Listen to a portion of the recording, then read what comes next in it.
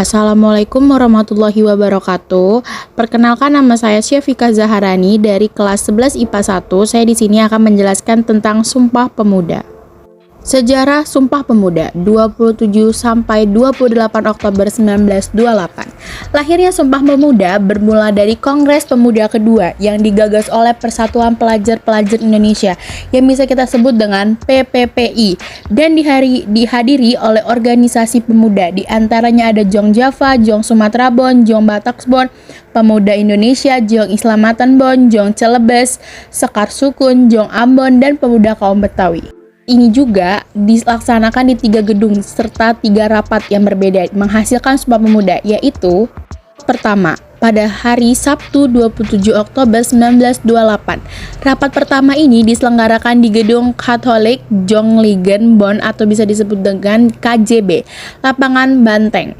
Rapat kedua, Minggu 28 Oktober 1928. Rapat kedua diselenggarakan di Gedung Ostjava Biskop dengan bahasan utama seputar pendidikan.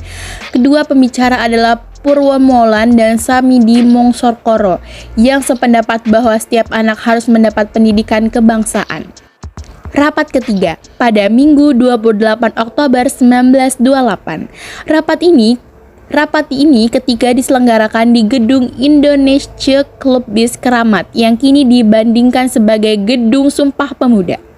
Pada sesi ini, Sunario menjelaskan pentingnya nasionalisme dan demokrasi selain gerakan kepemudaan.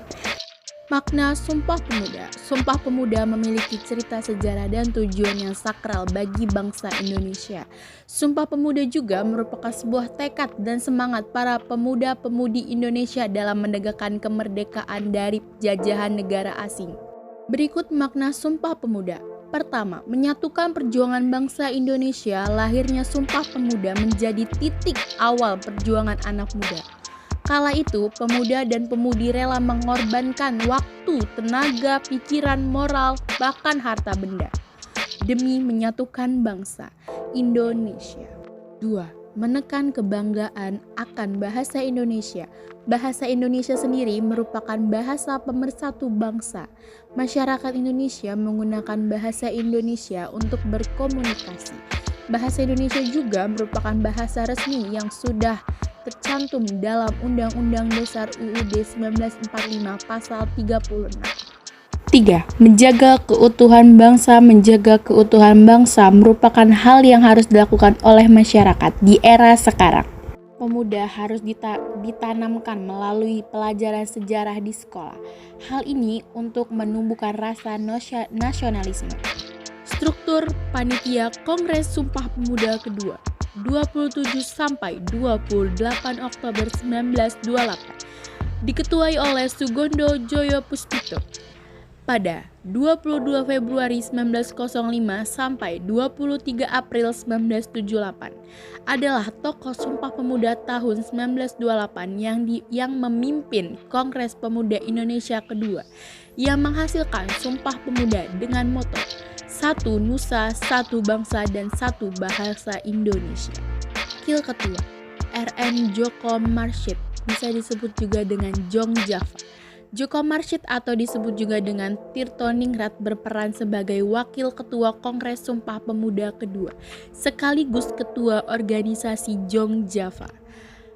3. Sekretaris Muhammad Yamin, yang bisa disebut juga dengan Jong Sumatera.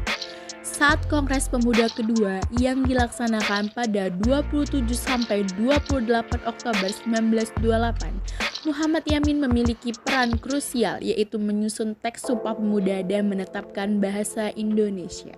Bahasa nasional. Teks Pancasila juga berkar dari rancangan diajukan Muhammad Yamin. Ketiga, Bendahara Amir Syarifuddin atau bisa disebut juga dengan Jong Batak Bon. Amir Syarifuddin merupakan tokoh Sumpah Pemuda yang mewakili Jong Batak, di mana ia berperan sebagai bendahara dan mencetuskan ide-ide dalam perumusan naskah. Keempat, Pembantu pertama, Johan Muhammad Jai atau bisa disebut juga dengan Jong Islamatan Bon. Johan Muhammad Jai atau disebut juga dengan Johan Muhammad Jai adalah aktivis dari Jong Islamatan Bon yang ambil bagian pada Kongres Pemuda.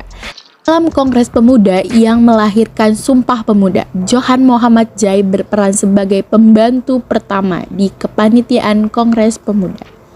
Pembantu kedua yaitu R. Katja Songkana atau disebut juga dengan Pemuda Indonesia. Dia merupakan perwakilan dari Organisasi Pemuda Indonesia atau JONG Indonesia. Selain ini, panitia dan perumus teks Sumpah Pemuda. Ada tokoh penting lainnya dalam Kongres Pemuda kedua. Pembantu ketiga yaitu RCL Seduk atau bisa disebut juga dengan Jong Cilebes.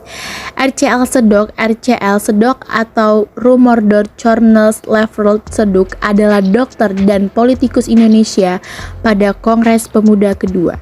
Dia bertindak sebagai pembantu ketiga. Seduk merupakan anggota dari Jong Cilebes. Pembantu keempat yaitu Johannes Leymena atau disebut juga dengan Jong Ambon.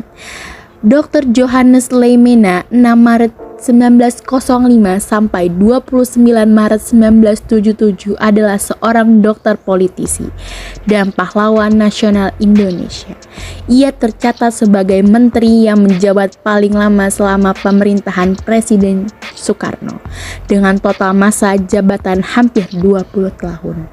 Pembantu kelima yaitu Rojani Soot atau disebut juga dengan pemuda kaum Betawi. Muhammad Rojani Soot terpilih untuk menjadi ketua dalam organisasi kepemudaan ini pada tahun 1928 hingga ia lahir di Jakarta 1 November 1906 pada saat Kongres Pemuda Indonesia kedua. Ya ini adalah isi teks Sumpah Pemuda tahun 1928. Kita bisa lihat bersama-sama isi teks Sumpah Pemuda berisi 3 teks. Tokoh-tokoh Sumpah Pemuda. Ada Muhammad Yamin, Sarmidi Mongkosorko, Sonario Sostrowardoyo, Sugondo Joyo Puspito, Amir Syarifuddin, Johannes Leymena, Sikong Liong, RM Joko Marshid, Wage Rudolf Supratman, Kartono Sowitjo. Cukup sekian video pembelajaran tentang Sumpah Pemuda dari kelompok 9.